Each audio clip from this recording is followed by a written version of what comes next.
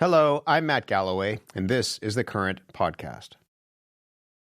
So what happens when the machines start to think for themselves? It is a question that has fascinated humans for decades, and it might bring to mind Stanley Kubrick's 2001 A Space Odyssey and the menacing onboard computer known as HAL 9000. Open the pod bay doors, Hal. I'm sorry, Dave. I'm afraid I can't do that. What's the problem? I know that you and Frank were planning to disconnect me. Well, some big players in tech are claiming that they're on the brink of something sort of like this. It's called artificial general intelligence, or AGI. Essentially, it's AI that's as smart or smarter than we humans are. Demis Hassabis from Google's AI lab DeepMind predicts that his company is going to achieve AGI by 2030. My timeline's been pretty consistent since the start of DeepMind in 2010, so we thought it was roughly a 20-year mission, and amazingly, we're on track. There are a lot of different definitions of AGI. Hassabis explained his. I have quite a high bar, which I've always had, which is it should be able to do all of the things that the human brain can do, even theoretically. And so that's a higher bar than, say, what the typical individual human could do. So broadly, you can think of AGI as the next step up from AI. Melanie Mitchell is a professor at the Santa Fe Institute. She writes extensively about AI.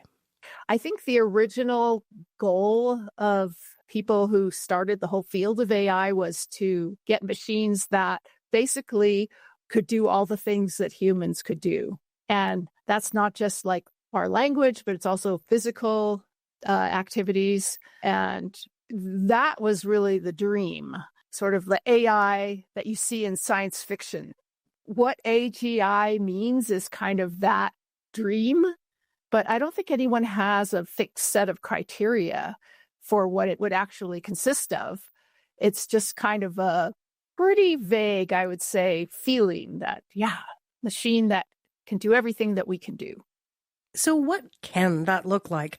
Google's Gemini Robotics released a series of videos earlier this year of human-like robots and robotic arms hooked up to their AI systems. They're doing human-like things in the real world, from playing cards to making origami. And they're packing your lunch. I have packed the trail mix for you. Hey, can you pack the orange for me? Of course. I am putting the orange in the lunch bag. Thank you so much.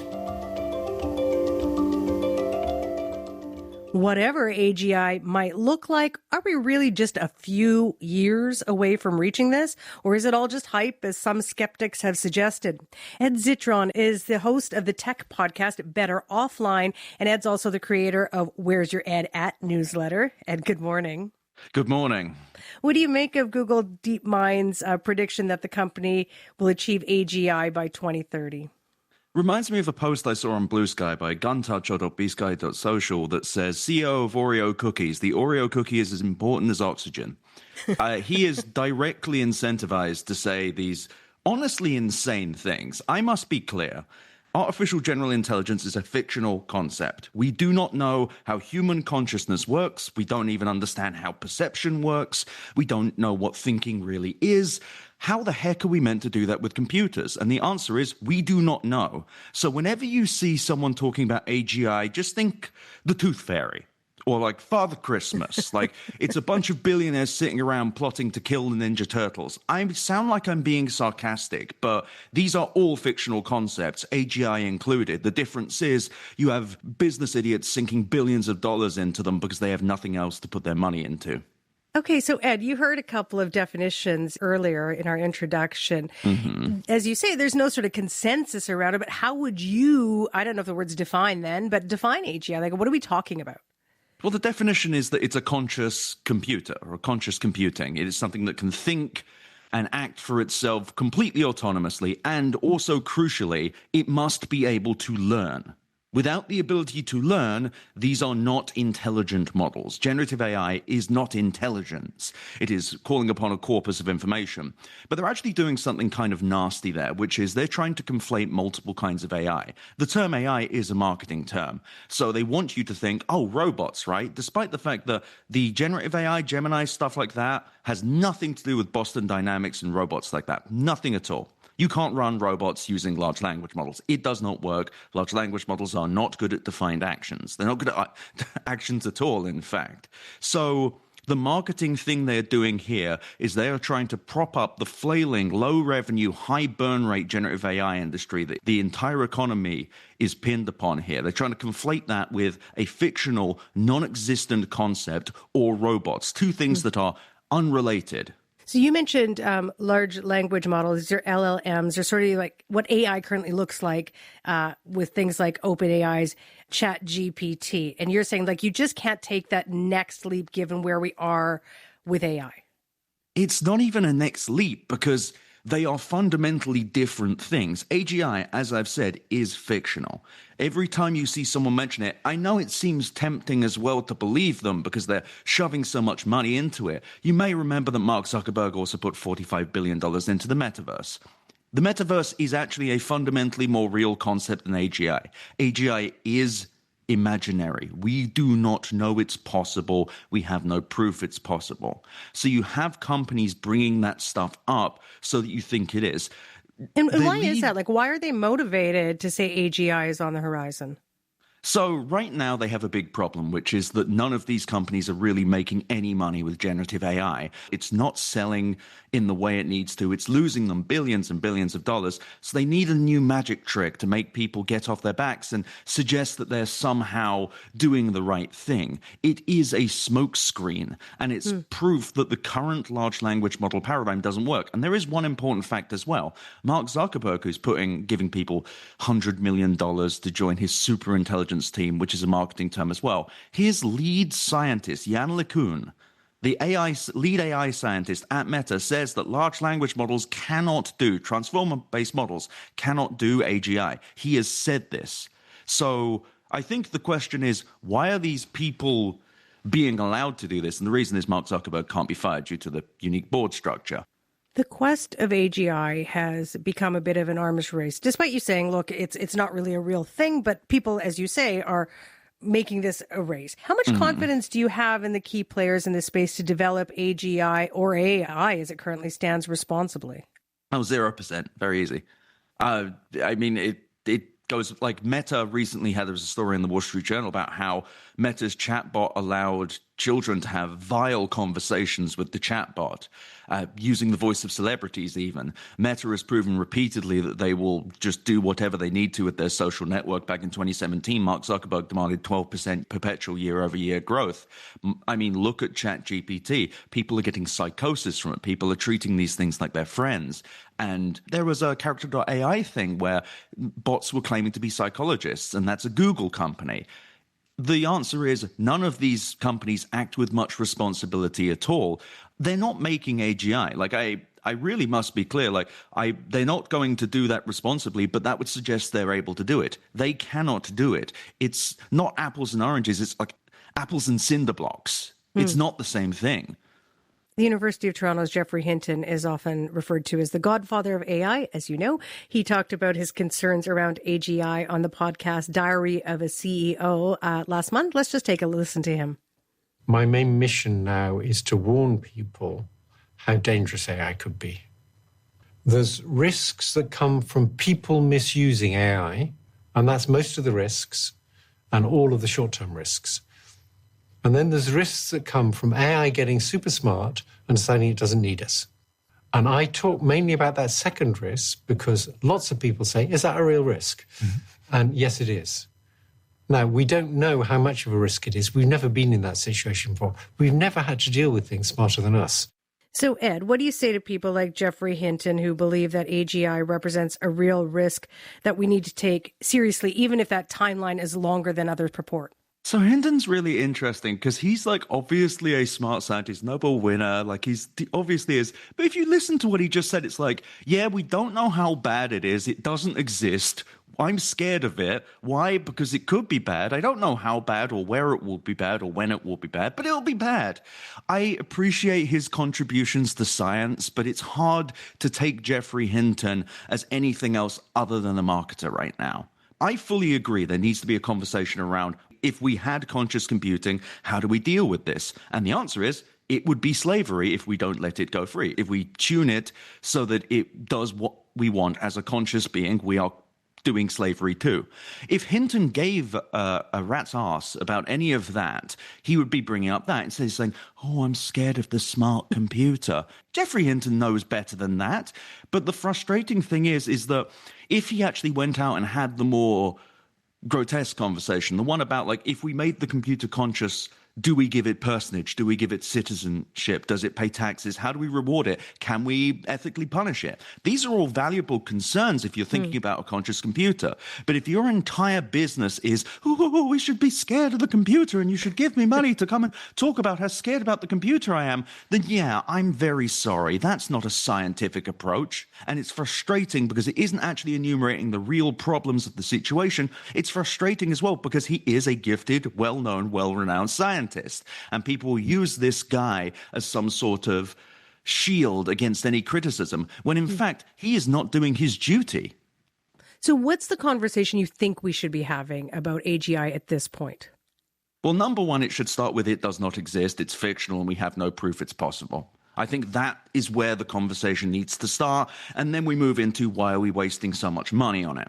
But if we really want to have a conversation about this, and by the way, I don't think we need to yet. If we need to, it starts with, if we make a computer that is conscious, how the hell do we not just recreate slavery? And it's been good to get your perspective on this. Appreciate it. Thank you. My pleasure. Ed Zitron is the host of the tech podcast Better Offline. He's also the creator of the Where's Your Ed At newsletter. Max Tegmark is a professor doing AI research at MIT, the Massachusetts Institute of Technology. He's also the president of the Future of Life Institute. Max, good morning to you. Good morning to you. You have been quoted as saying this AGI race isn't an arms race, it's a suicide race. What do you mean by that? There are actually two separate races going on here, and it's easy to conflate them. One is a race for dominance, economic and military, between companies and also countries like the US and China. The other one is a race to see who can be first at building the uncontrollable superintelligence that Jeff Hinton warns about. And that's a race, obviously, that no one who actually understands this has any incentive to play, because anyone who has power will just lose that power when these ultra-intelligent machines take over. This is a very old and very obvious idea. Alan Turing, the ultimate godfather of AI, said this in 1951 already, that if we ever we are biological computers, that's what our brains are. If we ever build machines that can outthink us in every way, then default outcome is they take control. And, this sounds weird when you first hear it, because if you think of AI as just another technology like a steam engine or electricity, why would it take control over us? But Alan Turing and Jeff Hinton and Yoshua Bengio and basically our top-cited AI scientists on the planet aren't thinking about it like just another tech. They're thinking about it as a new species. If you imagine robots that can do all jobs better than we can, faster, cheaper, then of course they can build robot factories, build smarter robots, and it is like a species. If you can go down to the zoo and you ask yourself, who's inside the cages? Is it the humans or the tigers? And you see, they're tigers in there. Why is it? Is it because we're stronger than them? No, it's because it's natural that the smarter species takes control. This is why that second race to build superintelligence is a suicide race. But we don't need to run that race. We can still build amazing AI that cures cancer and gives us all sorts of wonderful tools without building superintelligence. As you heard, there's a lot of debate over how close we are to achieving AGI. Ed, who I was talking to just before you, thinks it's basically fictional at this point. How close do you think we are? I'm very humble about this. I'm a scientist. My job isn't to make predictions, is to look at the actual facts. I was actually honestly kind of shocked to hear Ed incorrectly claiming that Jeff Hinton, you're one of the most famous people in Canada, he's fundraising, when in fact he gave up a bunch of money to quit Google just so that he could speak freely about this.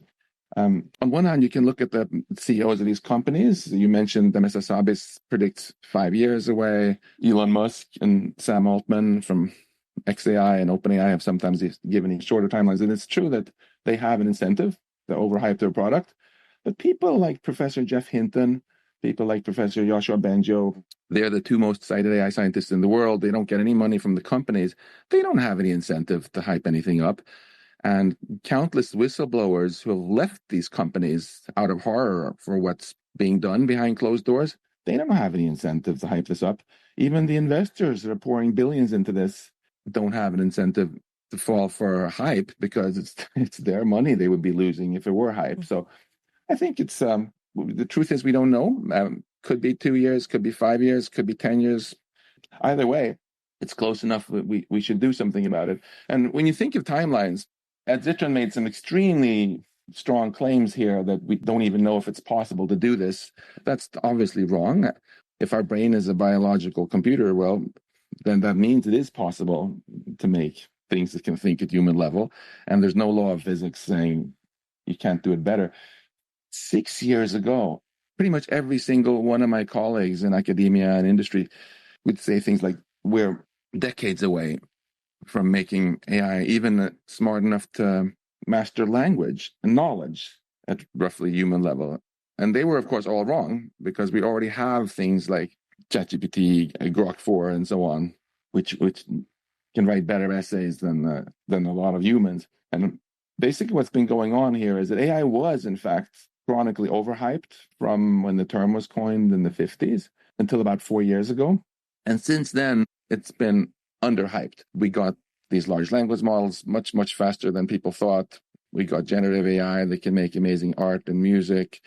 And in the past 4 years, we've gone from AI to do tasks kind of at high school level to college level to PhD level to professor level to beyond in some areas.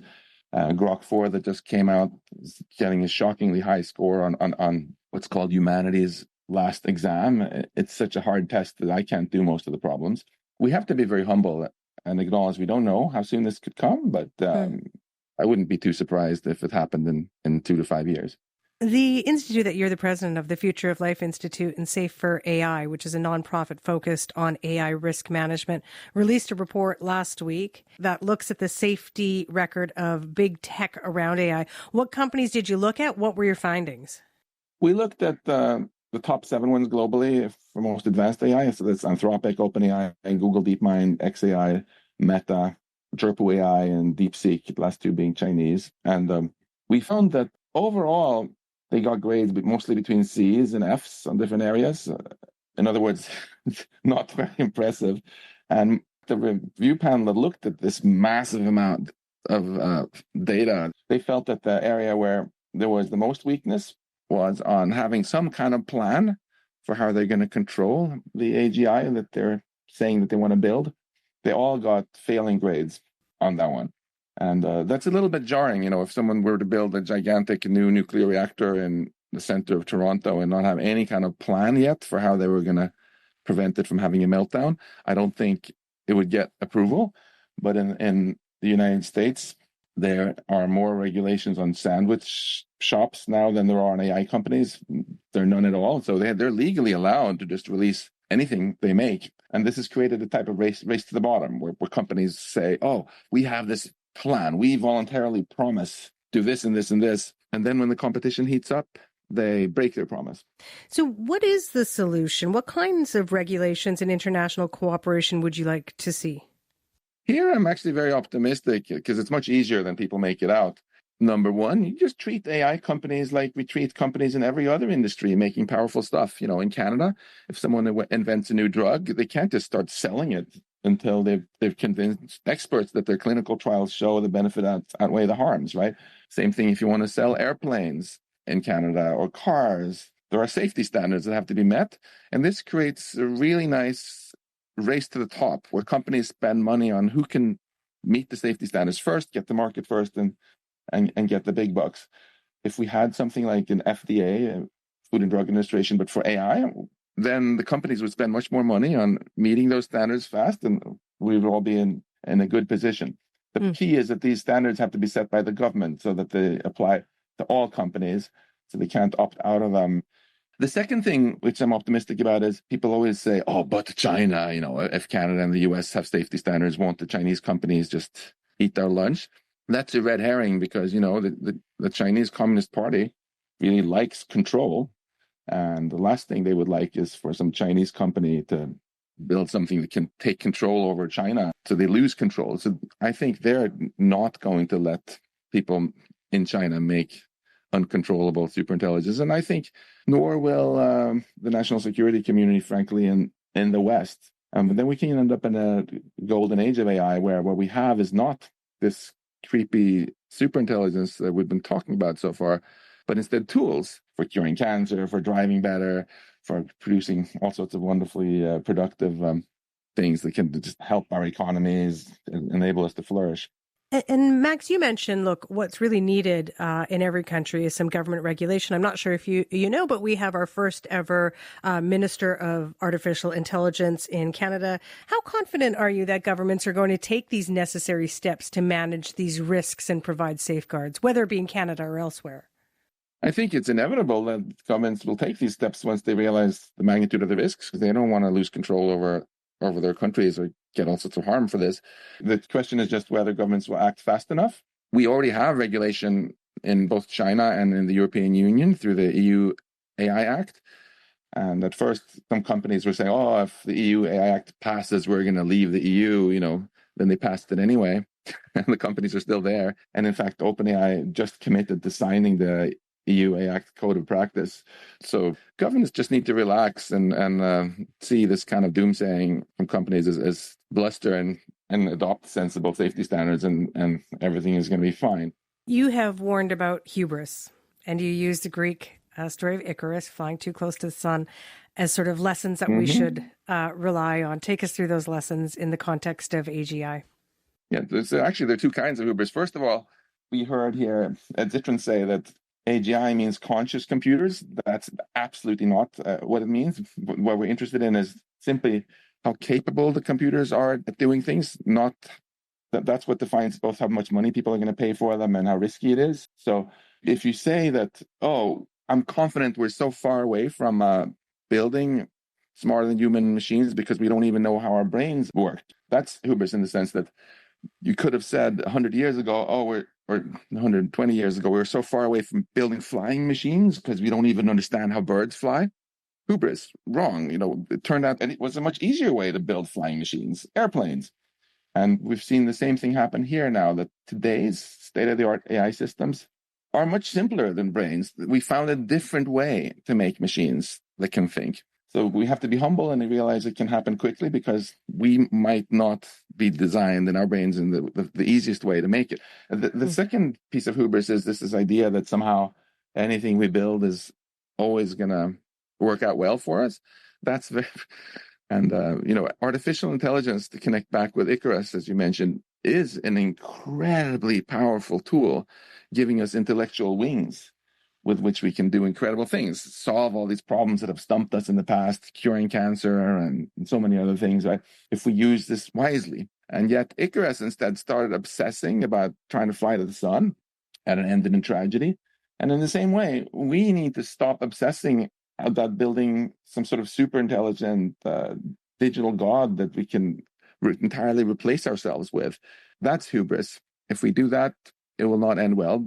But if we are a bit more humble and say we're going to have safety standards so companies won't be able to sell stuff that they can't guarantee is a tool, then we can have a wonderful future with AI, helping us solve all these problems that have stumped us in the past because we weren't smart enough. Max, it's been good to hear from you as well. Thank you so much for giving us your perspective. Oh, thank you for having me. Max Tegmark is a professor doing artificial intelligence research at MIT. He is also the president of the Future of Life Institute. You've been listening to The Current Podcast. My name is Matt Galloway. Thanks for listening. I'll talk to you soon.